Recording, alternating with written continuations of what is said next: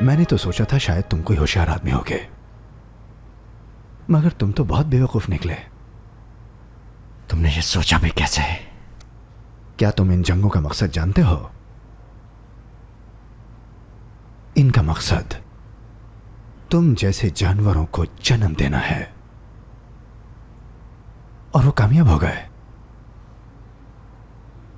शायद अगले 100 साल तक इस इलाके में अमन नहीं होगा, लेकिन सबसे बुरी बात यह होगी कि उसमें तुम जैसे बेवकूफ मारे जाएंगे।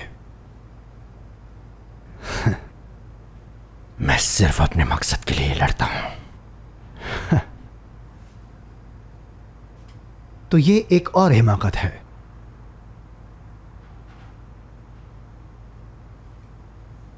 वो लोग तुम्हें इस्तेमाल करके फेंक देंगे, और जब वो लोग तुमसे फायदा उठा लेंगे तो तुम रद्दी की तरह हो जाओगे। अगर तुम हमारे फौजियों के हाथ से ना मारे गए तो तुम दिन में ख्वाब देख रहे हो, पता है इसे दीवाने का ख्वाब कहा जाता है। नहीं, मैं ख्वाब नहीं देख रहा, सच बता रहा हूं तुम्हें। तुम उनके लिए सिर्फ एक प्यादे हो चौलाक। वो तुम जैसे लोगों को हमारे साथ लड़ाकर हमें शिकस्त देने की कोशिश करते हैं। वो लोग समझते हैं कि जब हमारे शहरों में बम फटेंगे तो हम लोग खौफजदा हो जाएंगे। कभी नहीं, क्योंकि जब तुम ऐसा करते हो तो हम और ताकतवर हो जाते हैं। जब तुम हम पर हमला करते हो तो हमारा भाईचारा और बढ़ जाता है, और जब तुम हमारा खून बहाते हो तो हम और मजबूत हो जाते हैं। मैं चाहता हूं कि तुम समझो कि जिनके लिए तुम काम करते हो वो हमसे नफरत करते हैं। हम एक दूसरे से ज्यादा मोहब्बत करते हैं चौलाक। मुझे खुशी है कि तुम्हारा वजूद है, क्योंकि तुम्हारे वजूद से मुझे इस बात का अंदाजा होता है कि हम कितने ताकतवर हैं। बहुत अच्छी तकरीर।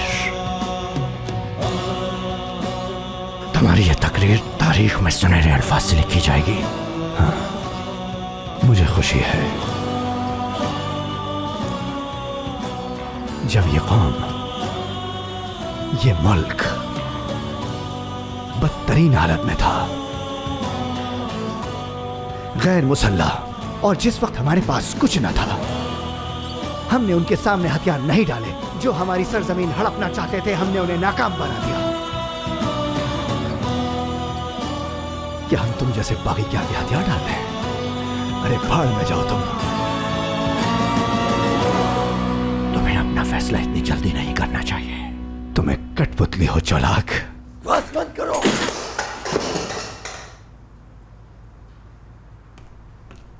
बहुत बातें हो गई, अब कुछ काम भी किया जाए।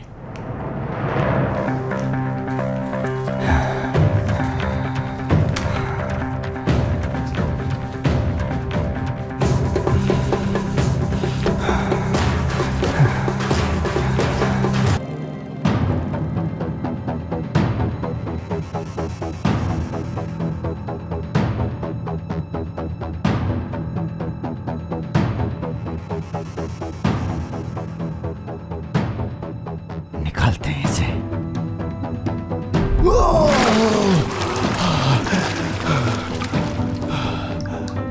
माफी मांगो। चलो यही बात खत्म करो। कभी नहीं। हमारी मर्जी।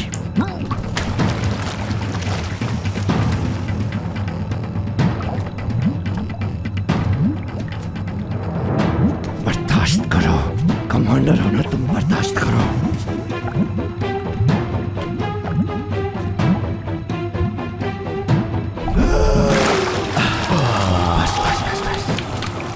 कुछ नहीं हुआ, बस खत्म।